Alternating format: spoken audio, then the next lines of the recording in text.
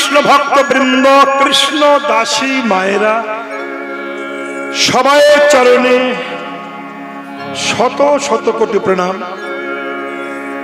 এই দেখুন, একটা যুক্তিহীন কথা। শত শত কোটি প্রণাম, 100 কোটি বার যদি প্রণাম করি সে মানুষ বেঁচে থাকবে? কিন্তু বলা কথা বলতে হবে। যদি কেউ বলে আপনি 100 কোটি প্রণাম, একটু করে দেখান, এখানে যুক্তি পাবেন? কোনো কিছু যুক্তি হয় না। এই ভক্তি জগতের কথা, ভক্তি মিশ্রিত কথা, আবেগের কথা, এগুলো যুক্তি পাওয়া যায় না। আস্তে আস্তে আস্তে নিজের ছেলে অ্যাক্সিডেন্ট করেছে, মা কাপড় খুলে দৌড়াচ্ছে আর স্ত্রী কাপড় পরে দৌড়াচ্ছে, আবার ঠোঁটে ঠোঁট পালিশ দিতে হচ্ছে। এই যে দুইজনের যাওয়া, যদি কেউ বলে ছেলে অ্যাক্সিডেন্ট করেছে, মা কাপড় খুলে দৌড়াচ্ছে আর বউ কাপড় পরে দৌড়াচ্ছে, যুক্তিটা কি পাবেন? কিছু যুক্তি? আবেগ। আমার ছেলে, কখন তাকে দেখবো, তাতে কাপড় থাক বা না থাক সেদিকে তার খেয়ালই নাই। তেমনি কৃষ্ণ ভজন যারা করেন, যারা গোবিন্দ চরণে দাসখত লিখে দিয়েছেন, গলায় মালা তিলক করে মালা জপ করতে করতে রাস্তায় চলতে চলতে কত মানুষ ক্রিটিসাইজমূলক বাক্য বলে, তাতে তার ভক্তের কিছু এসে যায় না। কেন? বলে বলুক লোকে মন্দ, তাতে না ডরাই, শুধু আমার একটি ভয়, যদি গোবিন্দ হারায়। কে কি বললো তাতে আমার এসে যায় না, আমার গোবিন্দ যেন হারিয়ে না যায়, সেজন্য আমার হৃদয় থেকে সরে না যায়। কে কি বললো তাতে আমার কিছু এসে যায় না, এটি ভজন, দৃঢ়তা। তাই আজ যে লীলাটি আমি আপনাদের শোনাচ্ছি, বৈষ্ণব পদাবলী, এই পালাটির নাম হচ্ছে, কিছু ভক্ত শুনতে চেয়েছেন, এবং এই পালাটির নাম শ্রীকৃষ্ণের পূর্ব রাগ লীলা। কৃষ্ণের পূর্ব রাগ। যেসব ছেলেরা বাংলা অনার্সের ছাত্র ছাত্রী মেয়েরা হয়েছেন, বৈষ্ণব পদাবলী তাদের রিসার্চ করতে হয়েছে। এই বৈষ্ণব পদাবলীর মধ্যে একটা শ্রেষ্ঠ পালা পূর্ব রাগ। তা পূর্ব রাগ আরম্ভের প্রারম্ভে আমি একটু উজ্জ্বল নীলমণি থেকে কিছু কথা বলতে চাচ্ছি। কথা নয় বাচ্চা, ঠিক করে উজ্জ্বল নীলমণিতে বলেছেন পূর্ব রাগ কাকে বলা হয়, পূর্ব রাগের সংজ্ঞা কি, পূর্ব রাগের ডেফিনিশন। উজ্জ্বল নীলমণি গ্রন্থে রূপ গোস্বামী পাদ বলেছেন, রতিজ্ঞা সংগমাৎ পূর্বং দর্শন শ্রবণাদিজা তরুণ মিনতি প্রাজ্ঞৈ পূর্ব রাগ সৌজ্জতে মহাজনস্য গতস্য পন্থা। নায়ক নায়িকার মিলনের পূর্বে দর্শন শ্রবণ জাত, শুনে কিংবা দেখে যে ভালোবাসার উৎপত্তি হয়, মহাজন তাহাকে পূর্ব রাগ কহেন। একটু ক্লিয়ার করে বলছি, ছোট্ট করে বলছি। নায়ক নায়িকার মিলনের পূর্বে ছেলে কিংবা মেয়ে বড় হলে বিবাহ দিই আমরা, লাগে ঘটক। এখন আর ঘটক লাগছে না, 1500 টাকার একটা মোবাইল কিনে দিলেই ডবল ঘটকের কাজ করে। কি হ্যালো, আর মেয়ের জন্য পাত্র, সবাইকে বলবো না, অধিকাংশ, ব্যাস তখন ঘটক লাগতো। কেন? বহিরঙ্গ অন্তরঙ্গ, তথ্য এবং তথ্য, তথ্য এবং তথ্য। কিরকম না, গুরু ছাড়া ভগবত কৃপা হয় না, ঘটক ছাড়া মিলন হয় না। তাই মানুষ ঘটক হোক আর মোবাইল ঘটক হোক, একটা ঘটক লাগে, যোগাযোগ ছাড়া মিলনটা হয় না। তো বহির্জগতে ঘটক 3 প্রকার।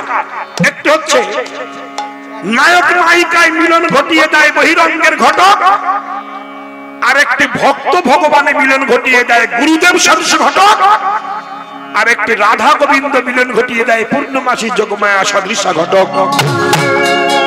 3খানা ঘটক। ঘটক ছাড়া ভগবত কৃপা হয় না, হবে না, হতে জানে না। ঘটক দরকার। আমি তাই বহুদিন আগে আপনাকে বলেছিলাম, রামকৃষ্ণ পরমহংসদেবকে বিবেকানন্দ বলেছিল, ঠাকুর গুরু ছাড়া কি ভগবানের কাছে যাওয়া যায় না? সত্যি যায় না। গুরু ছাড়া জগতে কিছুই হয় না। যদি বলেন গুরু লাগে না, আমি জানি গরুদের গুরু লাগে না, কিন্তু মানুষের গুরু লাগে। যারা মানুষ তাদের গুরু লাগে, কিন্তু গরুর গুরু লাগে না। এটাই ঘটনা। কেন? লেখাপড়া শিখতে গেলেও গুরু দরকার, রান্না শিখতে গেলেও গুরু দরকার, কে ইঞ্জিনিয়ার শিখতে গেলেও গুরু দরকার, ডাক্তারি শিখতে গেলেও গুরু দরকার। গুরু ছাড়া আপনি কিছুতেই যেতে পারবেন না আস্তে আস্তে। তাই রামকৃষ্ণ পরমহংসদেব বলেছিল, বিলে বিবেককে বিলে বলে ডাকতো।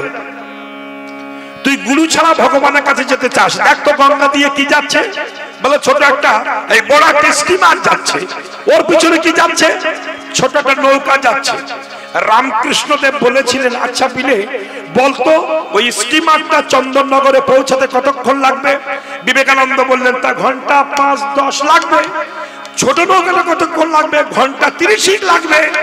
বিবেকানন্দ বলছে, এবার রামকৃষ্ণ বলছে, এবার বল ছোট নৌকাটা যদি স্টিমারের পিছনে বেঁধে দেওয়া যায় তাহলে কতক্ষণ লাগবে? বিবেকানন্দ বলছে, ঠাকুর এই জন্য লোকে তোমারে পাগল বলে। কেন?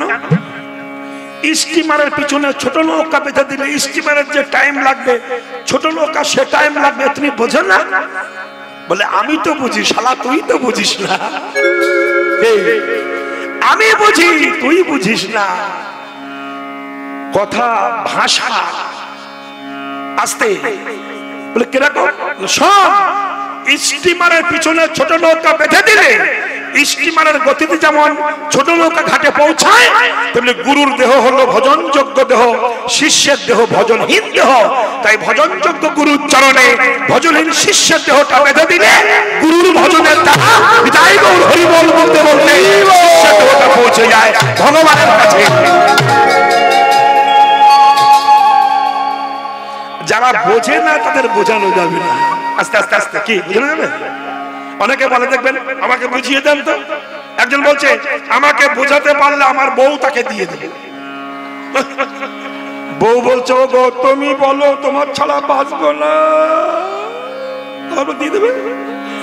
বর বলছে, ওরে আমি বুঝলে তো তারা দেবো, আমি বুঝবোই না, তাহলে দেবে কি বলে? এই ঘটনা যারা বোঝে না বোঝে না। বৌদি 200 টাকা দেবেন, 200 টাকা দিয়েছে। 2 মাস পরে 200 টাকা ফিরিয়ে দেওয়ার সময় 220 টাকা দিচ্ছে। বলে, এটা কি গো 220 টাকা? বলে, এটা তোমার টাকার বাচ্চা হয়েছে। তা বৌদি বললো, বাহ, তাহলে মাঝে মাঝে নিয়ে যাস। এইবার 2 মাস পরে, বৌদি 200 টাকা দাও। 200 কেন, তুই 2000 নিয়ে যা, বাচ্চা দেবে তো। কি এইবার 2000 দিয়েছে। 2-5 মাস আর ঠাকুরপোর সঙ্গে দেখা নাই। 5 মাস পরে রাস্তা দেখাও ঠাকুরপো, সে টাকা দিলে না তো। তুমি বলে বাচ্চা সমেত দেবো। ঠাকুরপো বলছে যে বাচ্চা হওয়ার সময় মরে গেছে। যে বোঝে না তাকে বোঝানোই যাবে না। কি আস্তে কিছু কিছু মানুষ আছে, হরে কৃষ্ণ, যে বোঝে না তাকে বোঝানো যাবে না, কিন্তু যে বোঝে সে অনেক কিছু বুঝে, তার দ্বারা অনেক কিছু হয়। তার দেহের ফিটিংস দেখলে হবে না। যেমন একজন পালোয়ান, বিশাল মোটা, এই লম্বা, 10 কেজি একটা পাথর আঙুলের চাপ দিয়ে ভেঙে দিয়েছে পালোয়ান। আস্তে লোকে দেখছে, হাজার হাজার মানুষ। এবার একটা পাতি লেবু কেটে এমন ভাবে চাপ দিয়ে রস বার করেছে পালোয়ান, বলছে আমি চেপে ফেলে দিলাম, এর থেকে যদি কেউ 1 ফোঁটা রস বাস করতে পারে 1 লক্ষ টাকা দেবে। বহু পালোয়ান গিয়ে চেষ্টা, একটু রস নাই। লিকলিকে একজন গেছে, যে চাপ দিয়ে 1 ফোঁটা না 5 ফোঁটা রস বার করেছে। পালোয়ান বলছে, ভাই তুমি কি করো গো? বলছে, আমি ঝালমুড়ি বিক্রি করি। সব সময় টিভি তো আমি যা টিপে ছেড়ে দিই ও মাল আর থাকে না। ঘটনা পথে জগতে নিয়মটা হলো কঠিন। যে বোঝে না সে বোঝে, যে বোঝে সে বোঝে। তাই মহাজন বললেন, এই যে নায়ক নায়িকার মিলনের পূর্বে ঘটক যদি ভালো হয়, লেকচারে 13 মেয়ে লক্ষ্মী হয়। এই যদি মেয়ে টেরা হয়, কেমন টেরা বাবা দেখি? ছেলে বললো তোমাদের মেয়ে টেরা, ঘটক বলে লক্ষ্মী টেরা, বাড়ি নিয়ে যাও, ধান বেশি হবে। ঘটক যদি ভালো হয় 1 মেয়ে 10 বার বিয়ে হয়, হয় না? যদি ঘটক ভালো হয়, জানিতে হয় এখানে কেমন মহাজনস্য গতস্য পন্থা, নায়ক নায়িকার মিলনের পূর্বে দর্শন শ্রবণ জাত যে রতির উন্মেষ হয়, মহাজন বিচার করিয়া তাহাকে পূর্ব রাগ কহেন। এইবার আমার কৃষ্ণ শ্রীরাম সুদামের বদন পানে চাইতে চাইতে সুবলের বদন পানে চেয়েছে। হঠাৎ রাধা বদন মনে হয়ে গেছে। আস্তে আস্তে কথা নয় মায়েরা, কথা নয়, হাতের বাঁশিটা মাটিতে ফেলে রেখেছে। রাধা নামে সাধা বাঁশি, এই বাঁশি মাটিতে ফেলে রেখেছে। বাঁশি বাজে না। সুবল বলছে কানাই তোর নীলুৎ পলের মতো বদন। ভাষাগুলো বুঝবেন, এগুলো না বুঝতে কিন্তু কীর্তন ভালো লাগবে না। ভাষাকে উচ্চ মার্গে আমরা অনেক সময় ঠকি। আমি আর রাম একবার বীরভূমে কীর্তন করতে যে ঘুরে বেড়াচ্ছি, একজন মাইকে বলছে ভাই সাহেব মাত্র 10 টাকায় চিরজীবন বসে খাবেন, সারা জীবন খাবেন বসে বসে, মাত্র 10 টাকা। আমি বললাম গান গাওয়ার দরকার নেই, চল যাই। 20 টাকা দিয়ে বলছি দেন, সারা জীবন বসে খাবো। ও চটের বস্তার মধ্যে থেকে 2খানা কাঠের পিঁড়ি বার করেছে, বলছে এই নেতে বসে বসে খাবেন, যান। এই জ্ঞান থাকার দরকার। তাহলে বোঝা বলে শোনা।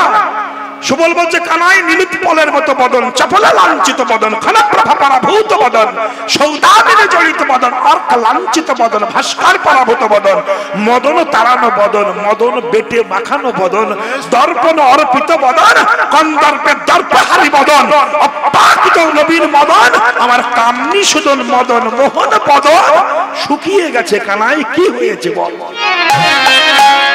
তোর কি হয়েছে বল কানাই? বাঁশি কেন মাটিতে পড়ে আছে? কানাই বল ভাই বল, অনুক্ষণ হে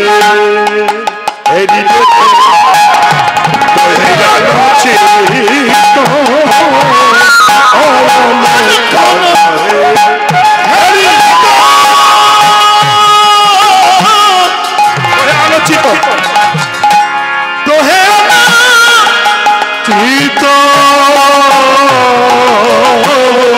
কানাই দূরে গেল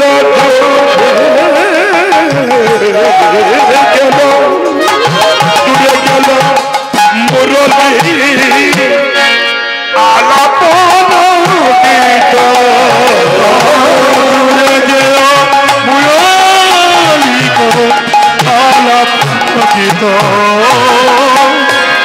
কেন বাঁশি বাজে না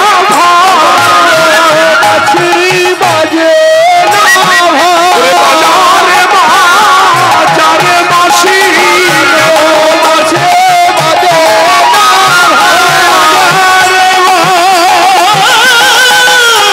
বাজারে বাঁশি বাজারে বাজারে বাঁশি, এই বাজারে বাজারে বাঁশি, সাধু গুরুর বাজারে বাঁশি, বাজারে বাজারে বাঁশি, বাজারে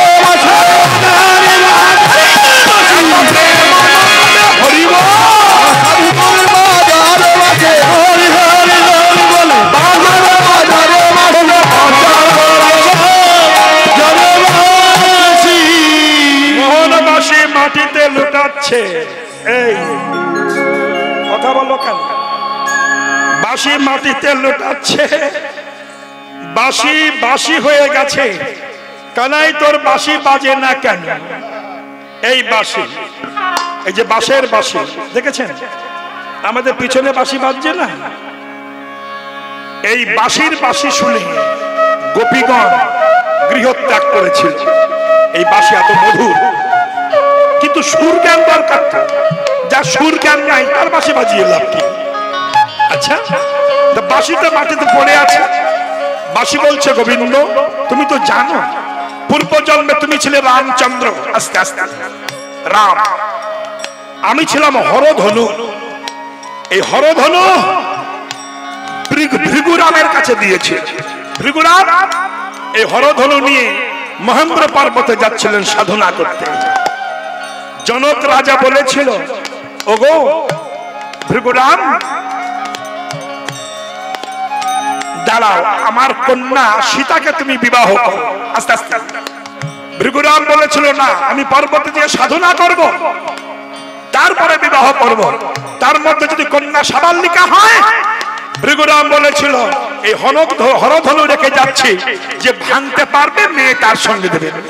ব্যাস, এটা প্রচার হয়ে গেল, সবাই ভাঙতে গেল, ভাঙা পড়ল না। অসুরেরা ভাঙতে গেল, অসুর, ভাঙা পড়ল না।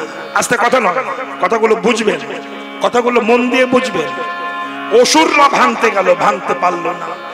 হাতি নিয়ে গেল, ভাঙতে পারল না। কেন? বাঁশের বাঁশি হলেও সে ভক্তিতে বাধা পড়ে গেছে। ভক্তি দরকার তো। এই দেখুন, জগন্নাথ ধামে তো গেছেন। এই জগন্নাথ ধামে একবার হনুমান রাম ভক্ত ছিল। হনুমান শুনেছিল যে আমার রাম জগন্নাথ হয়ে লীলা চলে আছে, আমি একটু দর্শন করতে যাব।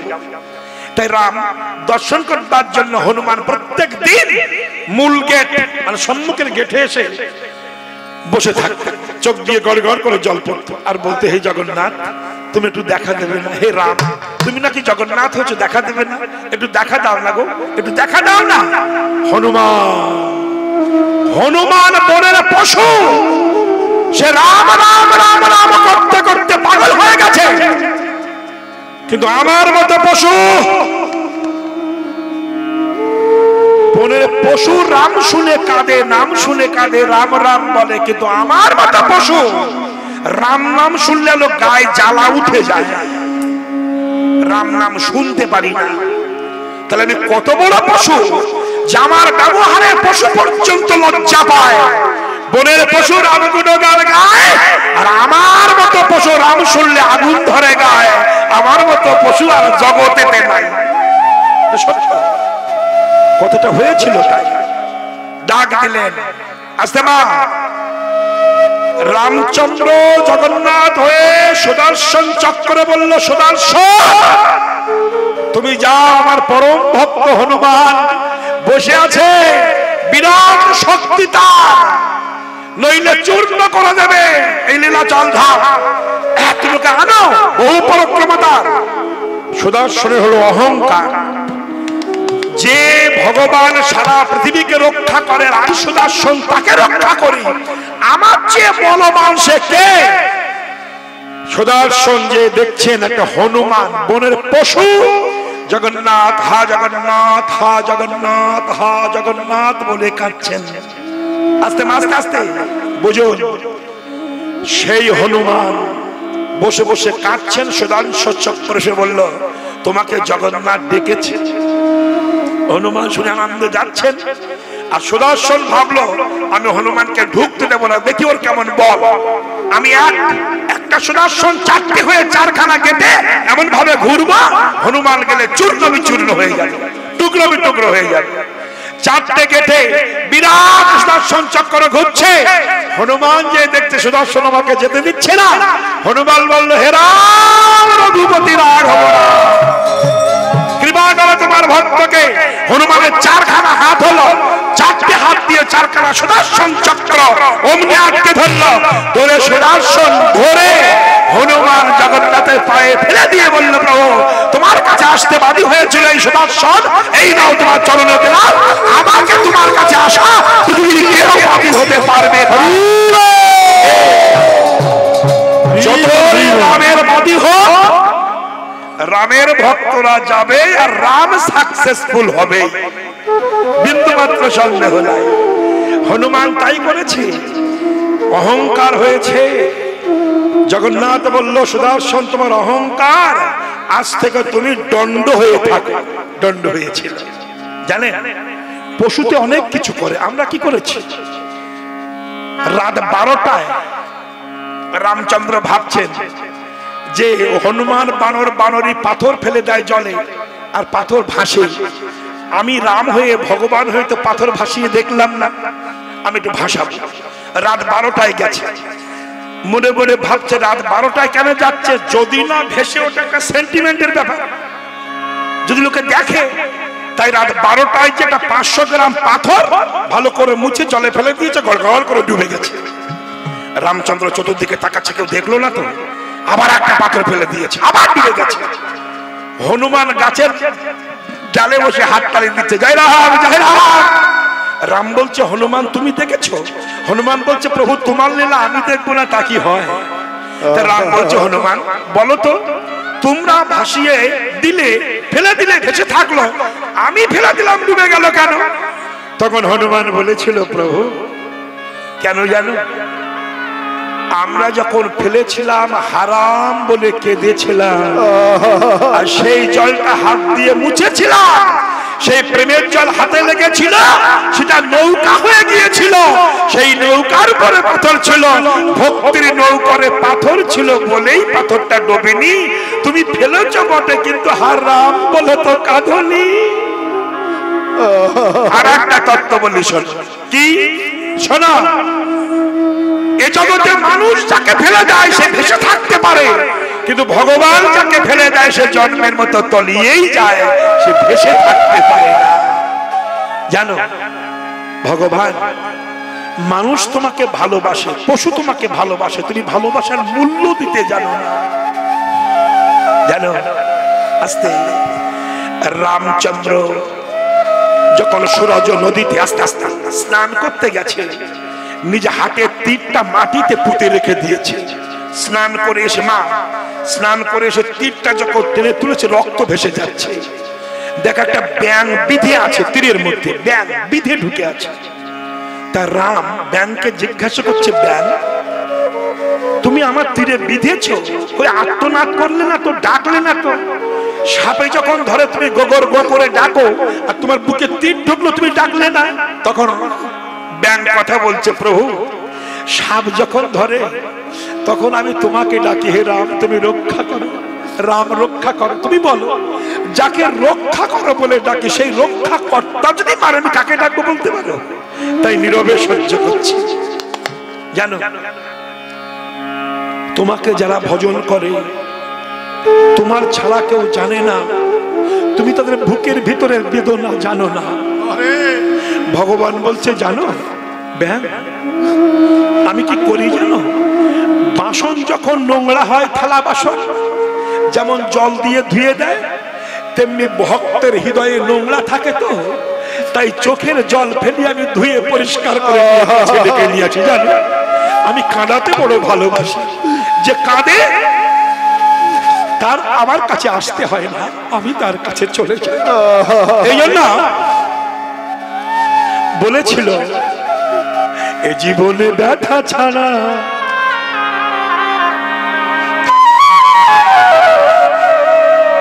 এ জীবনে ব্যথা ছাড়া আর কি,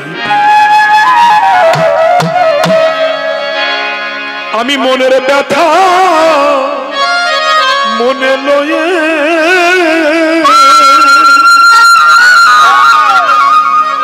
আমি মনের ব্যথা মনে লয়ে সারা জীবন কাঁদিয়া গেলাম, এ জীবনে ব্যথা ছাড়া আর কি, এ জীবনে ব্যথা ছাড়া আর কি পেলাম আমি, এ জীবনে ব্যথা ছাড়া আর কি পেলাম। আস্তে যাদের আশায় ভালোবাসা বেঁধেছিলাম মনে, তারাই মিলে অকারণে ব্যথা দিল প্রাণে। এই যে সকল অনেক ভক্ত এখানে বসেছেন, আমি সবার দিকে তাকিয়ে কথাটা বলছি, বুকে হাত দিয়ে বলুন তো, যারা বাড়ি গাড়ি বেঁধেছেন, যারা ব্যাংক ব্যালেন্স করেছেন, ছেলে মেয়ের জন্য সারা জীবন করলেন, বলুন তো তাদের কাছে কতটুকু ভালোবাসা পেয়েছেন? পয়সা থাকলে বৃদ্ধাশ্রম, আর নইলে সাইটের ঘরে ফেলে রাখবে, কেউ দেখবে না। কিন্তু যারা কৃষ্ণ ভক্ত, গুরুদেব হয়েছে, বৈষ্ণব হয়েছে, তাদের ভক্তরা তাদের পায়খানা নিজ হাতে পরিষ্কার করে দিচ্ছে, জানো তাদের কোনো অভাব থাকে না। কিন্তু সেই বাবা মা গুলো ঘরের বারান্দায় ছেলে বউ বা নির্যাতনায় চোখের জল ভাসিয়ে ভগবানকে বলে, ভগবান যাদের আশায় ভালোবাসা বেঁধেছিলাম মনে, তারাই মিলে অকারণে ব্যথা দিল প্রাণে। সত্যি তো আমি রাধাপদ ঘোষ সারাটা জীবন গান করছি, করতে করতে আমার ৭৪ বছর বয়স হল। এক দুদিন নয়, ৭৪ বছরের কীর্তনী আমি। আমার মতো বয়সের কীর্তনী এখন উপস্থিত কেউ নাই, আমি করছি। এখনো ৩০ বছর করবো। হ্যাঁ, আমার এখন দাপট কম না, এখনো করবো। কেন করবো? যদি আপনাদের চরণ ধুলির কৃপা থাকে, আমার কৃপা নয়। মনে বড় আশা, সারাটা জীবন কীর্তন করলাম, কীর্তনের মধ্যে থেকে রস আমি আস্বাদন করতে পারলাম না। তাই ভগবানের কাছে কামনা করি, হে ভগবান, তুমি আর একবার জন্ম দিও, আমি আবার প্রাণ ভরে রাধা কৃষ্ণ গুণগান গাইতে পারি। আমি ভাবি সারা জীবন কিন্তু পয়সা আয় করলাম, গাড়ি বাড়ি করলাম, সংসারে পেলাম কি? 1 মাস পরে যখন বাড়ি যায়, বাড়ির মানুষগুলো আমাকে চেক করে না আমি কেমন আছি, আমার ব্যাগগুলো চেক করে কত টাকা এনেছে। যদি অনেক বেশি টাকা পায় একটু হাসি মুখে কথা কয়, যদি টাকা না পায় এতদিন ছেলে কোথায়, এই টাকা এনেছ, কথার কথা আমার দিয়ে বলছে। সারাটা জীবন তিলে তিলে খেটেছি। বাবা হেঁটে হেঁটে অফিসে যায়, ছেলে বলছে বাবাটা মোটর সাইকেল দেবে, বাবা হেঁটে যায়, ছেলেকে মোটর সাইকেল কিনে দেয়। বাবা টিফিনের খাওয়া খায় না, ছেলেকে ঘড়ি কিনে দেয়। আর সেই ছেলে কাছে পরিণামে আঘাত খেতে হয়। তখন বসে বসে সে বাবা কাঁদে আর বলে, এ জীবনে ভালোবাসা, যাদের আশায় ভালোবাসা বেঁধেছিলাম মনে, তারাই মিলে অকারণে ব্যথা দিল প্রাণে। আমি অমৃত ভেবে বিষের ভাণ্ড,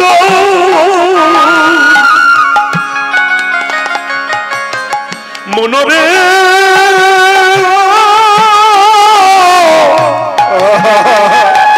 পাগল মনরে, আমি অমৃত ভেবে বিষের ভাণ্ড বুকে ধরেছিলাম, জীবনে ব্যথা ছাড়া আর কি পেলাম আমি, জীবনে ব্যথা ছাড়া আর কি পেলাম। যাদের আমি আপন ভাবি তারা ভাবে পর, আপন বলতে কৃষ্ণ চরণ, তাহার চরণ ধর। ওরে পোড়া মন রে আমার, যাদের আমি আপন ভাবি তারা ভাবে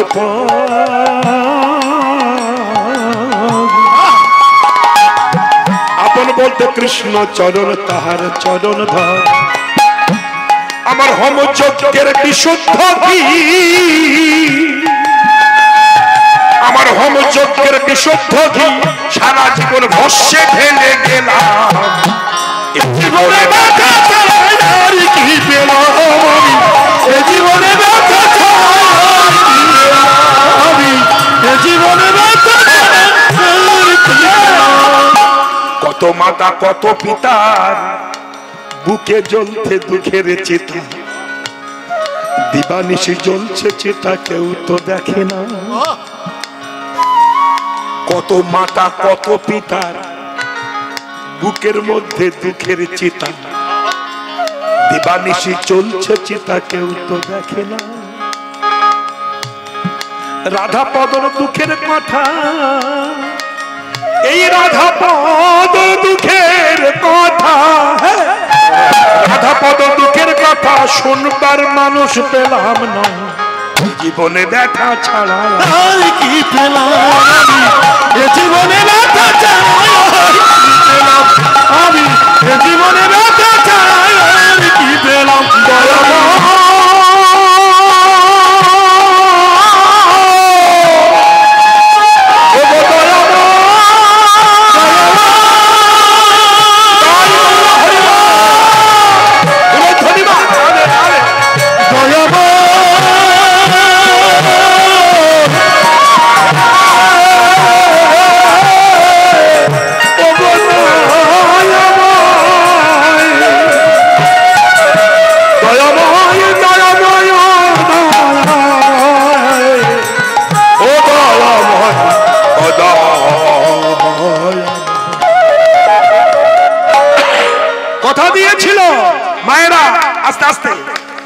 দশরীরা ভাঙতে গেল, ধনু ভাঙা পড়লো না, রামচন্দ্র গিয়েছিল, বলছিলাম বাসি ভাঙতে গেল রাম।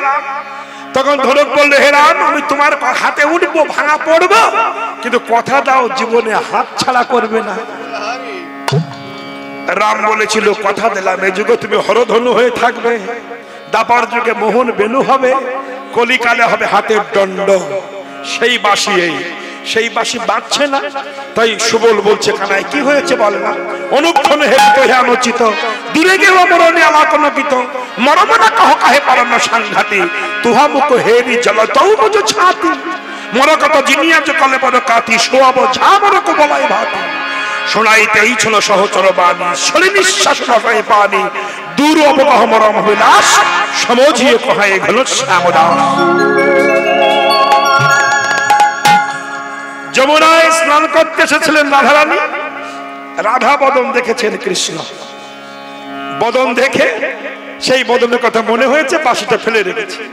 তা সুবলকে বলতে, সুবল আমি দেখেছি একজনকে, তো রাধা বদন দেখেছি বললে মিটে যায় নাকি? না, সাটে সাটে বলছে। কেন? বুঝিবে রসিক জনা, না বুঝিবে মূঢ়। রাধা বদন দেখেছে বললে হয়, তা বলছে না। কি বলছে দেখো, সুবল শোন, কাকে দেখলাম জানিস কি? আরে শোনো হে জীবন সখা, ওরে সখা শোনো হে জীবন সখা, সোনার প্রতিমা কি দিব উপমা, সোনার প্রতিমা কি দিব উপমা, কিনারে দেখা সোনার প্রতিমা কি দিব উপমা, কিনারে দেখা দেখে দেখে এলাম, মতন নানো কত দেখে এলাম, মতন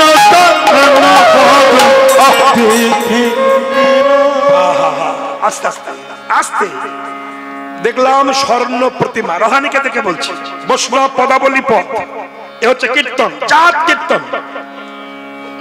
এই জায়গাটা